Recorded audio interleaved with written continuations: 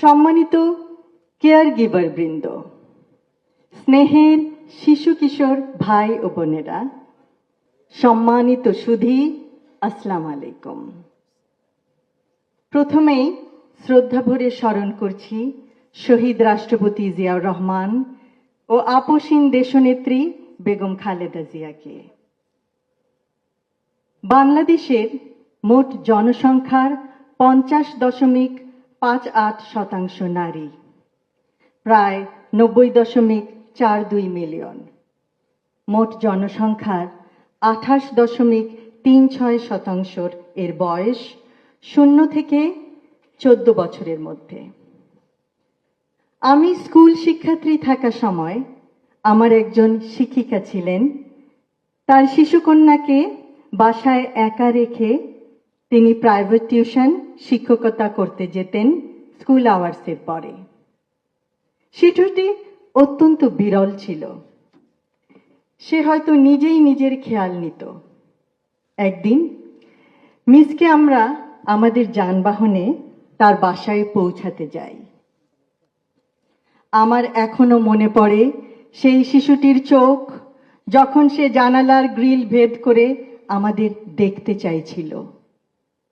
দেখছিল তার পরম প্রিয় মা তার জরুরি কাজ সেরে ঘরে ফিরছেন কিনা।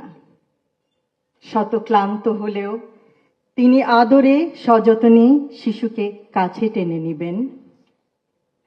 দিবা পরিচর্যা কেন্দ্রবিহীন স্থানগুলিতে এটি বাস্তবতা।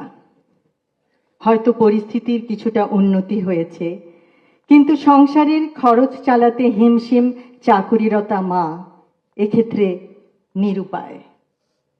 123টি চাইল্ড ডেভেলপমেন্ট সেন্টার এ 7360টি শিশু পরিচর্যা পাবে, যা মোট শিশু জনসংখ্যার 0.034%।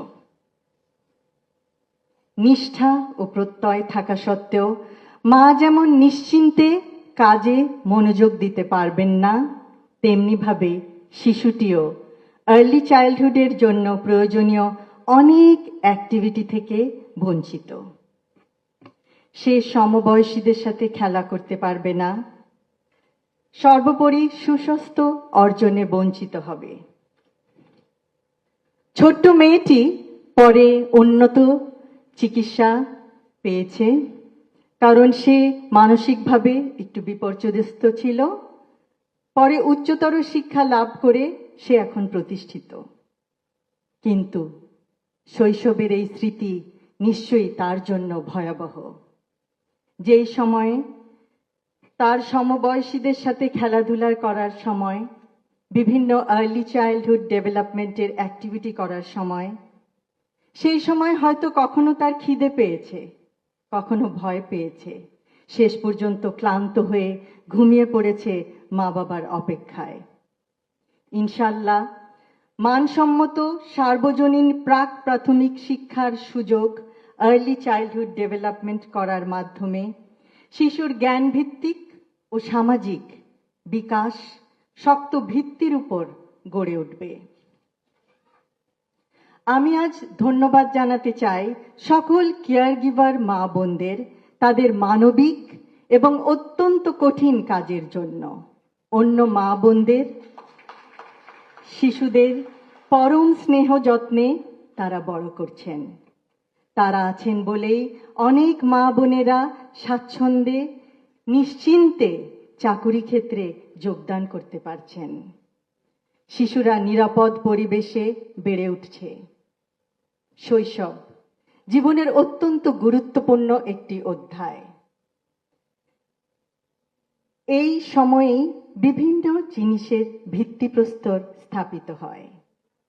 দিবা পরিচর্যা কেন্দ্র শুধু নিরাপদে থাকার স্থান নয়, দেশের ভবিষ্যৎ গড়ার সহায়ক।